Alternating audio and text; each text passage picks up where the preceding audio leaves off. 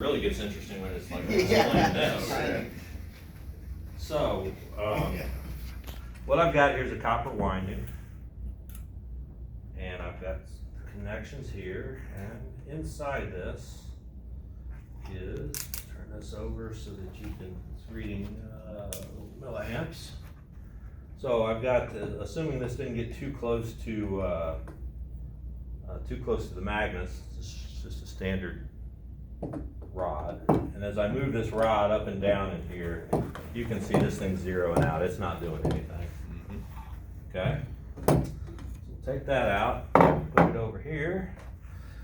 I made the mistake of getting this too close to the actual magnet one time. It was quite interesting. Yeah. Looks like this time I only lost one thing out of the deal.